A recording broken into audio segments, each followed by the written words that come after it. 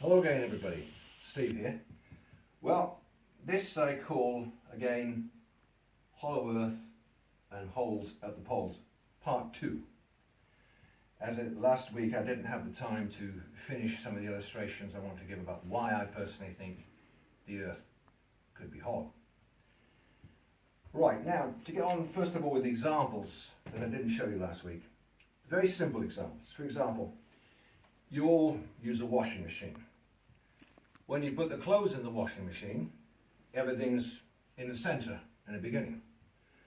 But as soon as you wet it down a bit, start spinning it, and especially when you put on the centrifuge, high velocity, then you'll notice when you open your washing machine, all the clothes are not in the center anymore. They've all been thrown to the sides. This illustration I give, but it's also the same illustration has been given by scientists, right? Just to show that even if the Earth originally was solid, because of its rotation, and let me tell you, the rotation of the Earth is much faster than a washing machine. Although you might say, well, wait a minute, a washing machine is going like 3,000 cycles a minute or something. Yes, but the velocity is what matters. The Earth is rotating at 19 miles a second. Think of that a moment. And not to mention the amazing forces involved. So, whoever put the Earth together in the first place, I think it was God, he set it in motion in such a way that it started spinning pretty much right away. And what was solid was flung to the edges. Just as I just mentioned in that illustration of the washing machine, what happens to the clothes if you put them in the center? They get flung to the sides. Now that is a famous example given by scientists, right? Another simple example I want to give you. I, as a believer in God and a Christian, I believe what the Bible says. I believe that God created the earth first on the third day. Then he created the sun, the moon, the stars for the benefit of the earth and the constellations on the fourth day. So if God is like, he says himself that he is a potter. I'm the potter, you're the clay. Now I can just imagine God putting his hands through from another dimension, his big hands, and starting off with a massive piece of clay, if you want to put it. For those who've done pottery, this is a very easy illustration. When you're doing pottery, I did it at school a long time ago. You take a central piece of clay, you have a spinning board. In this case, God set the earth spinning right away. He held on to the mass, and as he did, it was pushed outwards. In the same way in pottery, when you have a spinning table, you suddenly get a vessel. And what do you note about the vessel when you're doing pottery? It has a hole at the top and the bottom. And that is the case in all pottery. So why wouldn't it be any different in God as creator creating the earth? So he created it hollow. I believe the inner sun he put in afterwards in order to heat the inner earth, because we didn't have sunlight yet. We didn't have the sun to heat the earth and keep it warm, but he put an inner sun in the earth. And eventually I believed he did that with comets and things we know about, and also other planets and things. But that's just how I think it was done. Nice and simple. All right, so I've given you those other examples. Now here's one I want to give you from today, from science itself. Science has been, I like following all kinds of science, and one of the things I like following is seismic activity. Now there was an event in November, I think it was November 11th this year, that something big happened that wasn't noticed by most people, and that was earthquake, not earthquakes, but earth tremors going around the earth very fast in all directions without people noticing them, but they were picked up by instruments, and the scientists found it baffling, never seen anything like it before. And they're trying to figure out what it was. But I say to you, if the earth's hollow, things that we notice on the outer surface could be coming from inside the earth. That could be their origin. We're very limited if we think the earth is solid and there's not another world inside. We're very limited with our science. As I said last week, I think that's why we're limited with our weather. They can't give us the weather probably more than 2 or 3 days, because they're not taking into account the weather inside the earth and the oceans and currents inside the earth, right? Somebody asked me what I thought about the flat earth, okay? Now, I haven't studied the flat earth a lot, so I'm not authority on that one. Only to say that I think it's very unlikely for the earth to be flat for many reasons. I'd say, just from personal observation, personally, when I was young, I was in the military, in the RAF, I was flying planes, and when you fly high up, you can clearly see the curvature of the earth. Same if you're an astronaut, you can see the curvature of the earth. You don't even need to do that. If you go up some big hills, we have some big hills here, 2,000 feet, you go up there, you can see the whole circumference from 100 miles north, south, and you can see that everything curves down. Just like on this globe of mine, if you raise up here, you can actually see this curvature if you just go up a hill or a mountain. That to me would make it to me that it's not possible the earth can be flat. All right, so, but then I'll get more into that one day. I'll talk more directly about the flat earth, but just that simple illustration I'll give for now, because that's not really the subject. But somebody asked me this week what I thought. Right now, I want to give what you asked at the end of last class. I showed you this. I said there is a lot of verses. It's a big mess because it's just my notes. A lot of verses from my books. These are my 3 books, and actually they're verses also from my next 2 books, which I've almost finished. And so this is taken from my first book on the paranormal, and that has a lot about the hollow earth from expert scientists. And the other 4 books I've been working on, the Insights books, are from the Apocrypha books, and they all talk about the earth being hollow. Now, I'll give you some references right now. I'll just tell you, just a few. I'm not giving you all. Get the books if you want to get all the references. Somebody says, well, send me the lot. No, I need people to do a bit of homework themselves. So I ask that please get hold of the books, because I think you'll find them useful to yourselves and to your friends. It's taken me a lot of work to put these together. There's a lot of science in them, as well as reference to verses from the Bible and from the Apocrypha books. But I think you'll find it very helpful. What I'm trying to do with these videos is build some basic blocks of science and spiritual knowledge. Because unless you can point out to people that many of the things they've been taught are not correct, or they're incorrect, or they're incomplete when it comes to science especially, then you can't build with the blocks of truth. So that's what each of my videos for, is to show another block of truth. And so this is my first one, is with the hollow earth theory, all right? So this is taken from my book here, the latest one, S.N.Strutt Insights, which has 7 chapters talk about, in some way or other, that the earth's hollow. This is 2nd Esdras, chapter 4, verse 7. And he said unto me, if I had asked you, how many dwellings are in the heart of the sea? Or how many streams are there at the source of the deep? Or how many streams are above the firmament? Or which are the exits of hell? Or which are the entrance of paradise?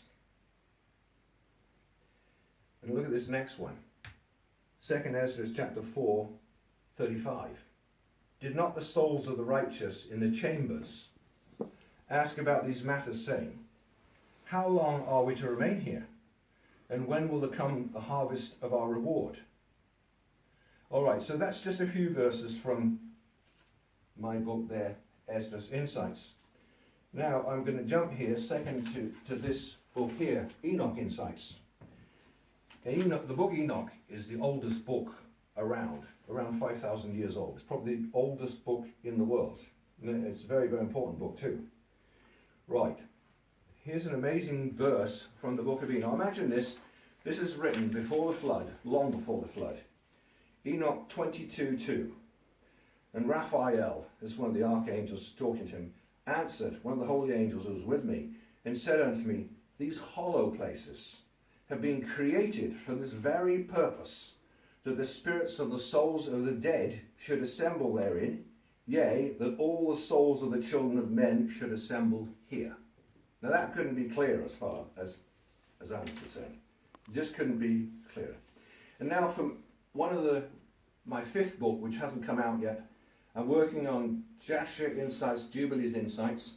They will be out shortly in a few months' time, God willing. But they mention this. This is from Jubilees, chapter 8, verse 19. And he knew that the Garden of Eden is the Holy of Holies, and the dwelling of the Lord, and Mount Sinai, the centre of the desert, and Mount Zion, the centre of the navel of the earth. What a strange expression. Centre of the navel of the earth. What do you think of a navel? You think of something hollow, a womb, something hollow with something growing inside it, an empty space for something to grow in. That's what you think about when you think of a navel. Well, God is talking here about the navel of the earth. And he's not the only one who says that, as you'll see in a minute. Right, this is what I said. Here is one of my comments from Enoch Insights, along with that verse I just gave you. This is a very strange verse, navel of the earth, which seems to allude to the earth being hollow like a womb with a navel, with Mount Zion being on top, or one of the main entrances to the inner earth. Another strange mystery is that we know that Abraham bought a large cave as a burial ground for his wife Sarah. You can see that in my up-and-coming book, Joshua Insights, in Joshua 27:13, which subsequently became the burying ground for Abraham himself and his descendants. Now that cave is also stated by Jewish tradition, Zohar, to have an entrance into the inner earth, whose inner entrance brought one alongside the Garden of Eden. So the Jewish books state the Garden of Eden is inside the earth. It was never on the outside, it was on the inside of the earth. They know this. I've talked with Jewish experts and they say that yes, our scholars, they know that the earth's hollow. But this is kept secret from most people. Okay, so there are many people who know these things. The Zohar talks about it. Okay, and that cave is also stated by Jewish tradition, the Zohar, to have an entrance into the inner earth, whose inner entrance brought one alongside the Garden of Eden. Mount Zion is also where Abraham started to offer up Isaac as a sacrifice unto God, and where God finally empowered Abraham for his obedience and dedication to God. Right, now I'm going to give you some verses from the Bible itself. Which I find these verses are absolutely fascinating. This is from the book of Job, written about 4,000 years ago. Job 26:7. Now we're talking more about these entrances. You want to show them this picture again because it's the central of the video. So, and these pictures from NASA, if you see these entrances here in the north, which are quite amazing, staggering, which as I said before, they were taken off within 5 minutes of showing these pictures from, this is 2 years old, from satellite from NASA. But anyway, look at this verse that seems to describe exactly these holes here. This is from the Bible. This is from the book of Job. Job 26:7. He stretches out the north over the empty place and hangs the earth upon nothing. And then he goes on to say here, Job 38:29. And I want to state here that all explorers who've been to the north, they never find the poles. They all stated that. They don't find the poles. They find a warmer land and they keep going inside and the sun disappears and then they see another inner sun. This has been reported by so many people. It's not just somebody making it up, you know. It's lots of people say the same thing. Well, look at this verse from 4,000 years ago. Out of whose womb came the ice and the hoary frost of heaven? Who hath gathered it? The waters are hid as with a stone, and the face of the deep is frozen. Now that's the exact description of what Admiral Byrd said in going from the inside Earth through the holes in the poles, which apparently are 1,200 miles in diameter in total.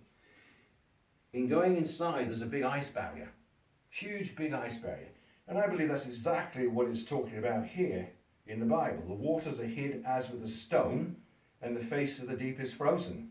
It's an amazing verse, as well as the other one. He stretches out the north over the empty place. What empty place?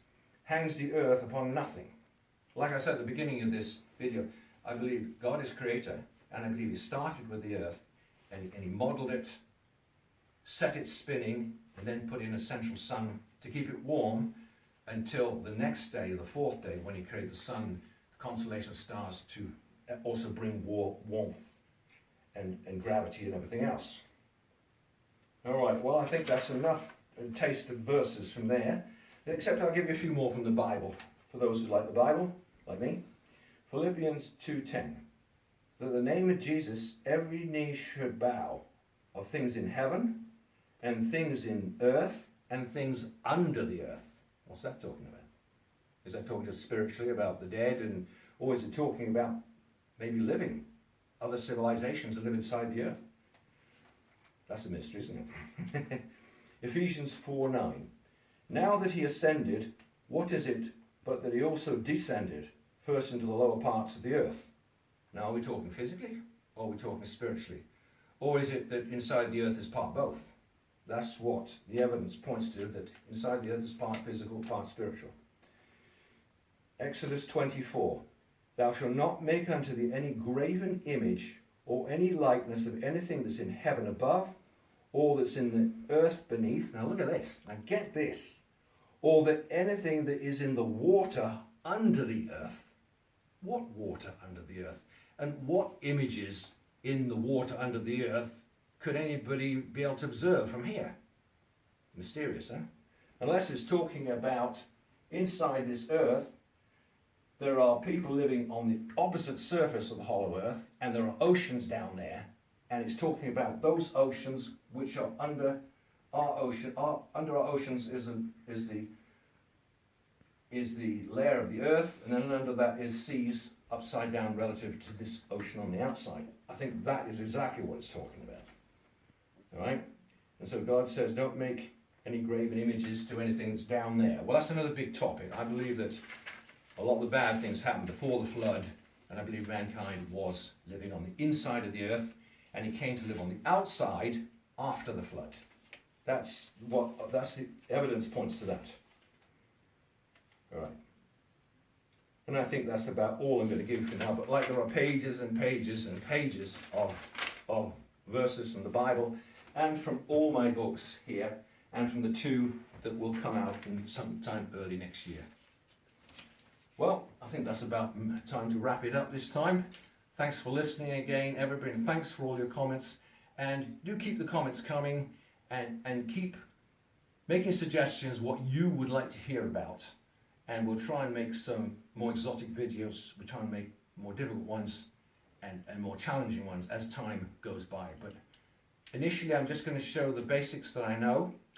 And if you want to know a lot more of these blocks of knowledge, then please go on my website, which is www.outofthebottomlesspit.co.uk, because I have 120 blogs on my website. It's like a massive encyclopedia of truth.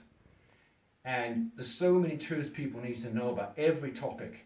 Sometimes it can be frightening and awakening to realize that a lot of what you've been taught is just simply wrong. But in order to find truth, illusion has to be destroyed.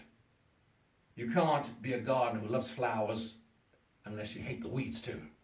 So that is the purpose of my videos, is to build blocks of truth, simple blocks, so people can see for themselves.